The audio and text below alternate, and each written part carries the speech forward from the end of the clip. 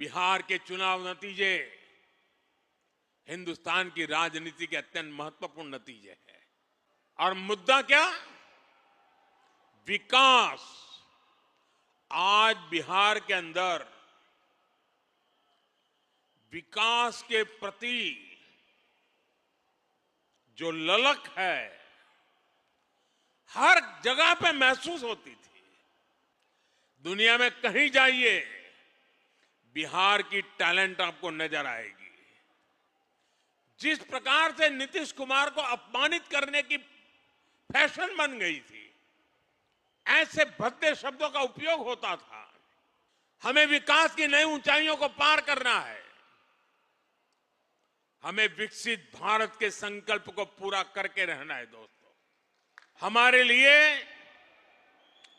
हिंदुस्तान का हर कोना, हिंदुस्तान का हर राज्य, हिंदुस्तान का हर भाषा भाषी नागरिक, ये हमारे लिए पूजनीय है, वंदनीय है।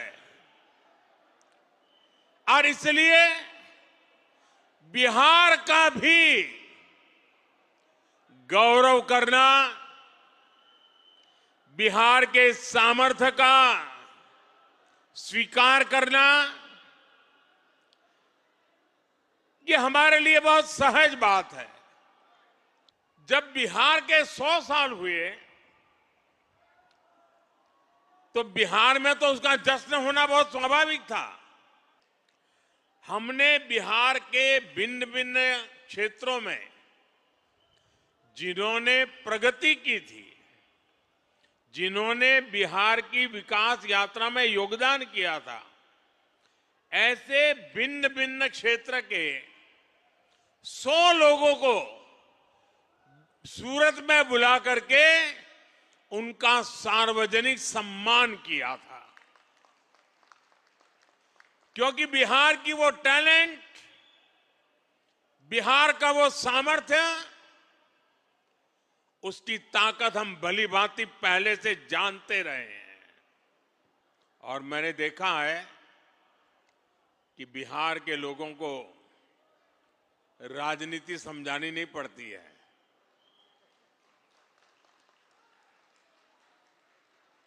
वो दुनिया को राजनीति समझाने की ताकत रखते हैं।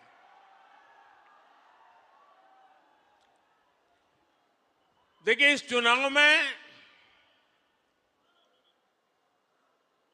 एनडीए गठबंधन जो विजयी हुआ है और महागठबंधन जो पराजित हुआ है, उन दोनों के बीच में 10% जितने वोट का फर्क है। 10%, ये बहुत बड़ी बात है जी। यानी सामान्य मतदाता ने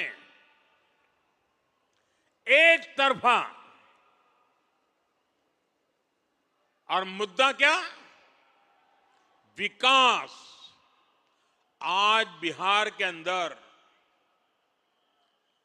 विकास के प्रति जो ललक है हर जगह पे महसूस होती थी। और मैंने देखा था जब कोविड के समय देश भर से हमारे श्रमिक भाई बहन मुसीबत में थे, लॉकडाउन था, पैदल चल चल करके अपने वतन की ओर जा रहे थे।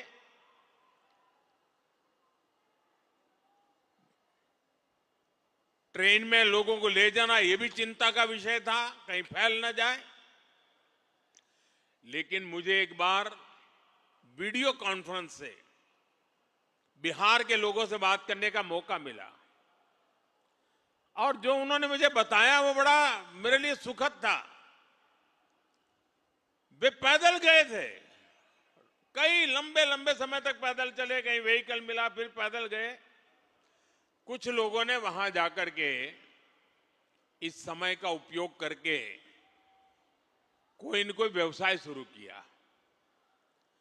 और जब मेरी उनसे वीडियो कॉन्फ्रेंस से बात हुई तो मैं हैरान था कि इतने कम समय में उन्होंने इतनी प्रगति कर दी थी। तो तो उन्होंने कहा कोविड हमारे लिए तो आशीर्वाद बन गया। बोले अब हम तो किसी राज्य में वापस नहीं जाएंगे, हम तो यहीं रहेंगे। ये बिहार के लोगों की ताकत है। और वही बिहार आज दुनिया भर में छाया हुआ है।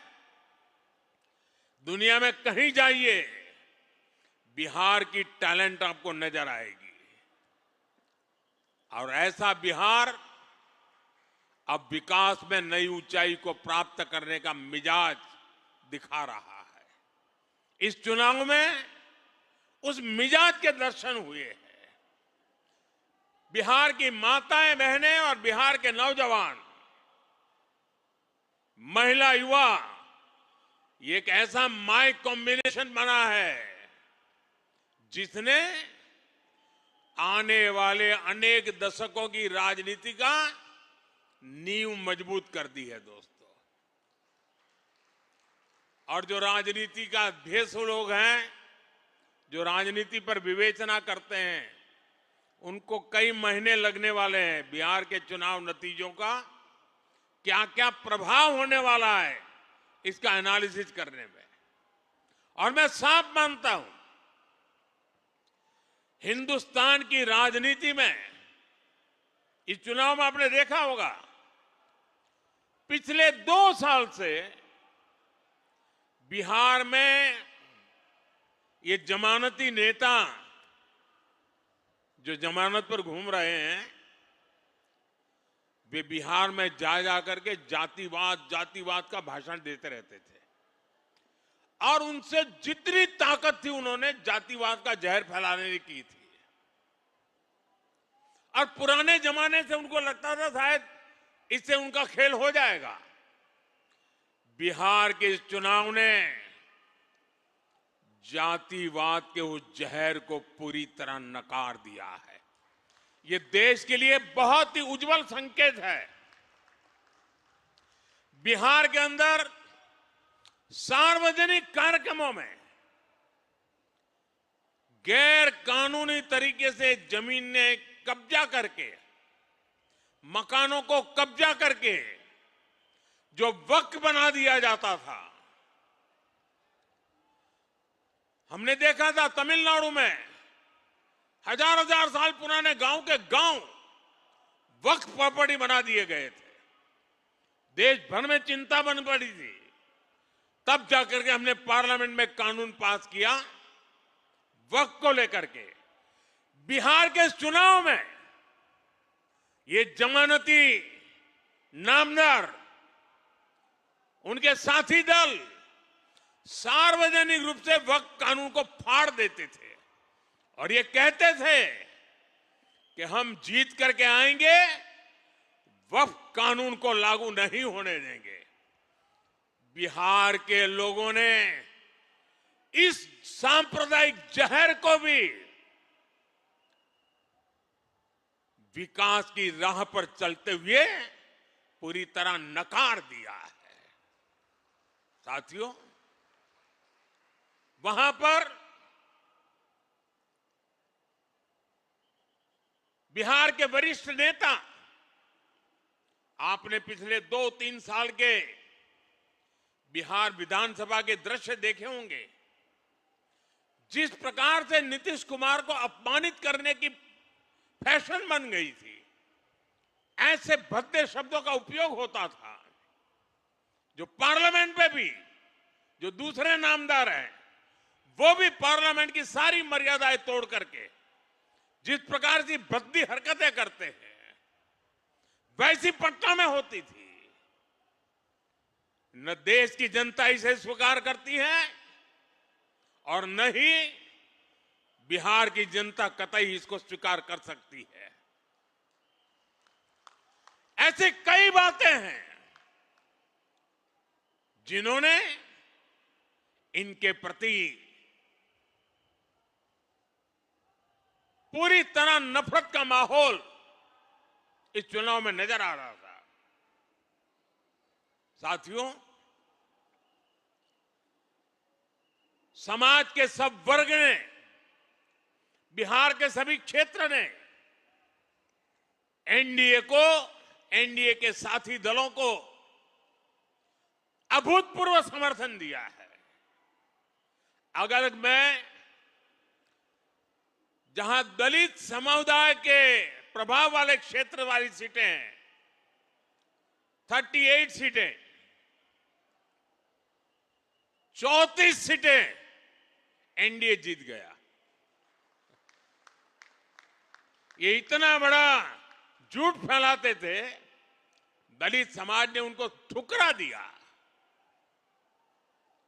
साथियों, देश ये मुस्लिम लीगी माओवादी कांग्रेस को एमएमसी, मुस्लिम लीगी माओवादी कांग्रेस, देश तो अस्वीकार कर चुकी है।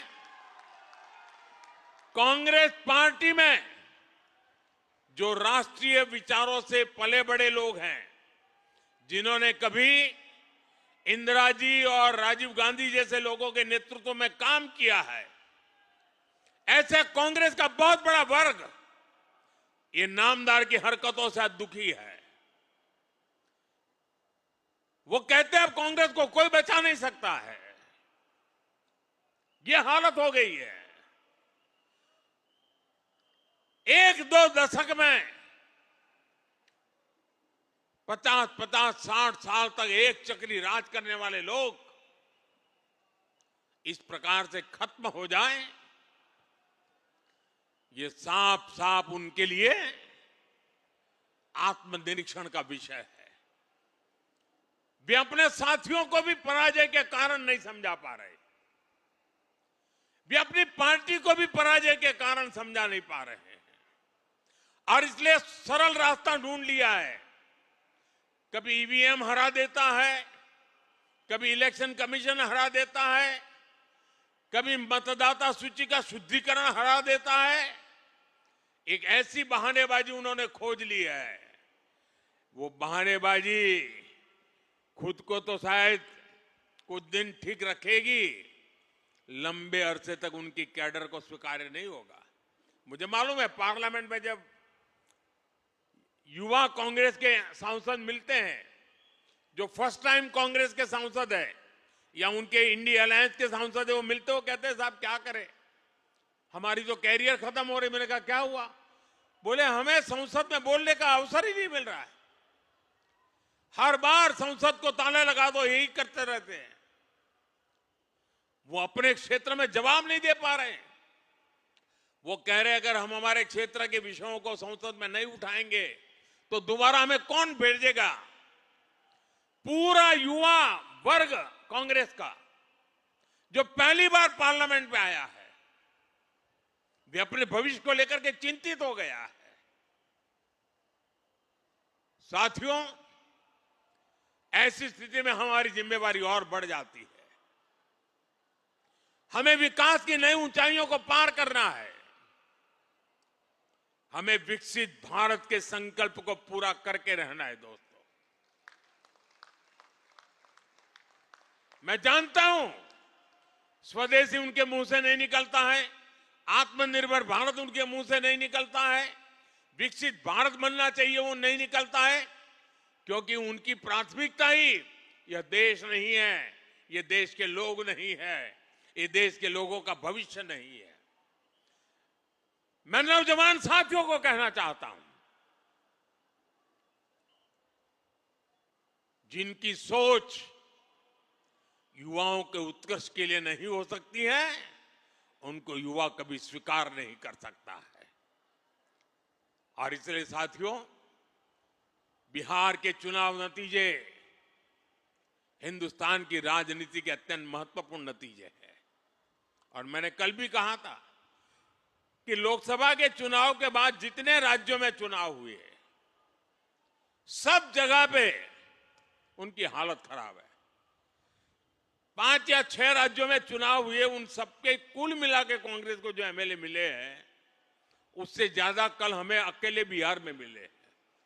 ये हाल है। लेकिन साथियों, हर विजय हमारे लिए जिम्मेवारी लेकर के आता है। हर विजय हमें कुछ ज्यादा देश के लिए करने की प्रेरणा देता है। हर विजय जन सामान्य के साथ जुड़ने की हमें प्रेरणा देता है। इस मंत्र को लेकर के हमें चलना है। मेरे साथ बोलिए, भारत माता की, भारत माता की, भारत माता की। वंदे वंदे वंदे वंदे वंदे वंदे। बहुत बहुत धन्यवाद।